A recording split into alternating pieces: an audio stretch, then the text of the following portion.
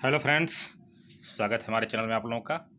जैसा देख पा रहे हैं आप लोग स्क्रीन पर, आरक्षण सीमा पर पुनर्विचार की ज़रूरत पर सुप्रीम कोर्ट में 5 जजों की संविधान पीठ ने की सुनवाई। जैसा सभी लोग को पता है, आए दिन हर एक राज्य से न्यूज आते रहता है कि हम अपने यहाँ के निवासियों को 100% रिजर्वेशन देंगे, कोई कहता 80% देंगे, कोई कहता है 75% देंगे। कि राजनीति इतना हावी है कि लोग इसका गलत उपयोग कर रहे हैं। लेकिन कोर्ट ने जो सीमा तय कर रखी थी 28 साल पहले इंदिरा साहनी केस में, उस पर फिर से पुनर्विचार की ज़रूरत है।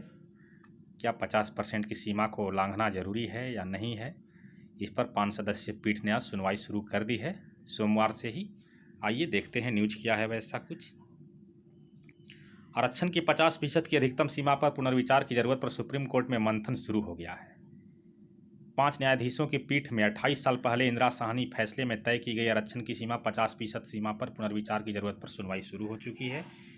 देखिए, कह रहा है आरक्षण की 50% की अधिकतम सीमा पर पुनर्विचार की जरूरत पर सुप्रीम कोर्ट में मंथन शुरू हो गया है। सोमवार को 5 न्यायाधीश की संविधान पीठ में 28 साल पहले इंदिरा साहनी फैसले में तय की गई आरक्षण सीमा की अधिकतम 50% सीमा पर पुनर्विचार की जरूरत पर सुनवाई हुई। केरल की ओर से चुनाव की दुहाई देते हुए सुनवाई टालने का अनुरोध किया गया, लेकिन कोर्ट ने मांग ठुकरा दी। चूँकि केरल में चुनाव होने वाले हैं, तो चूँकि राजनीतिक बातें ही हैं ये सभी राजनेता लोग इसी का फ़ायदा उठाते हैं, लोक लुभावना देते हैं पब्लिक को। तो केरल राज्य ने सोचा कि अभी फ़िलहाल इस मामला को रुकवा देते हैं ताकि चुनाव में गलत इम्पैक्ट न बन पाए, लेकिन कोर्ट ने नहीं माना। याचिकाकर्ताओं ने इंदिरा साहनी फैसले को पुनर्विचार के लिए पीठ को भेजने का किया विरोध। जो आरक्षण का विरोध कर रहे हैं कि 50 से ज़्यादा नहीं होना चाहिए, वे इसको 11 जजों की पीठ में नहीं भेजना चाहते हैं। क्योंकि 9 जज का पीठ पहले ही बोल चुके हैं कि 50 से ज़्यादा नहीं हो सकता, तो 11 में भेजने की ज़रूरत नहीं है। आगे देखते हैं। सबसे पहले महाराष्ट्र ने मराठा आरक्षण का विरोध कर रहे याचिकाकर्ताओं की ओर से पक्ष रखा गया, जिसमें इंदिरा साहनी के फैसले को पुनर्विचार के लिए न्यायाधीशों की पीठ को भेजने का विरोध किया गया। बात सही है, जब 9 जज का बेंच बोल ही चुका है कि 50 से ज़्यादा नहीं होना चाहिए, तो वहीं विरोध किया जा रहा है याचिकाकर्ता के द्वारा कि 5 जज के ही जो पीठ बना है वहीं इसका फैसला कर दे इंदिरा साहनी के आधार पर। 50% की आरक्षण की लक्ष्मण रेखा को सभी राज्यों करे पालन, पुनर्विचार की कोई ज़रूरत नहीं है।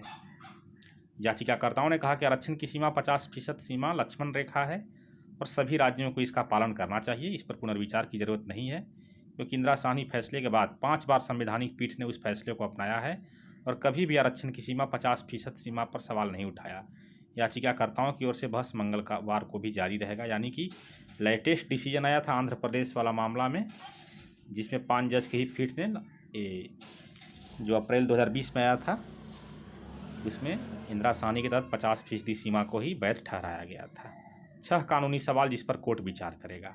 8 मार्च को सुप्रीम कोर्ट ने 6 कानूनी सवाल तय किए थे, जिनमें कोर्ट विचार करेगा कि क्या आरक्षण की तय अधिकतम 50% सीमा पर पुनर्विचार की जरूरत है, क्या 50% सीमा तय करने वाली इंदिरा साहनी फैसले को पुनर्विचार के लिए बड़ी पीठ को भेजा जाना चाहिए।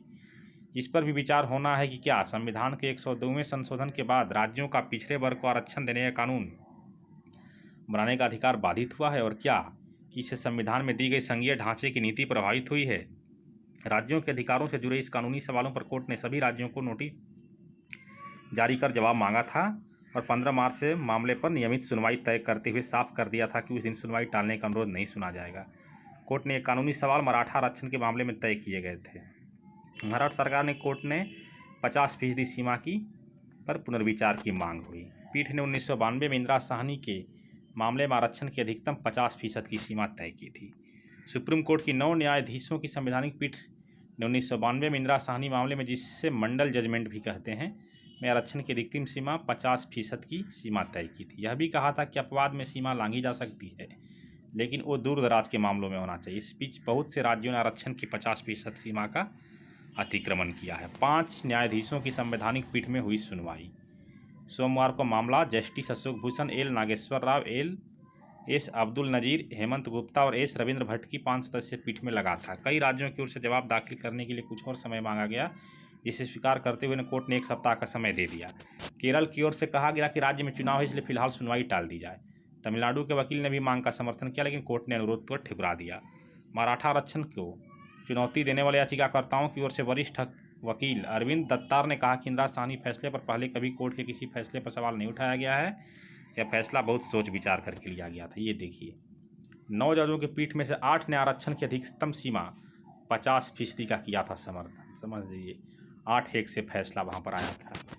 9 न्यायाधीशों की पीठ में से 8 न्यायाधीशों ने आरक्षण की अधिकतम सीमा 50% का समर्थन किया था। दत्तार ने कहा कि अंबेडकर ने कहा था कि पहली चीज़ बराबरी का अधिकार है। आरक्षण भी नीचे लोगों की बराबरी को लाने की अवधारणा से दिया जाता है। 50% की सीमा पार नहीं होनी चाहिए। 50% की सीमा पार नहीं होनी चाहिए। वरिष्ठ वकील श्याम दीवान ने मराठा आरक्षण का विरोध करते हुए कहा कि 6 पिछड़ा वर्गों आयोगों ने मराठा को पिछड़ा वर्ग में शामिल करने पर विचार किया। इसमें से 3 केंद्र के आयोग थे और 3 राज्य के। सभी ने मराठों को पिछड़ा नहीं माना। दीवान ने महाराष्ट्र में मराठों के सामाजिक और शैक्षणिक रूप से सक्षम होने के आंकड़े भी पेश किए। दीवान की बहस मंगलवार को भी जारी रहेगी। तो यही है, मामला पहुंच चुका है संवैधानिक पीठ यानी 5 जजों के पीठ में कि इंदिरा साहनी का उल्लंघन किया जाए या नहीं किया जाए। तो जैसे ही अगला न्यूज आएगा पता चलेगा। तो मिलते हैं अगले वीडियो में। धन्यवाद।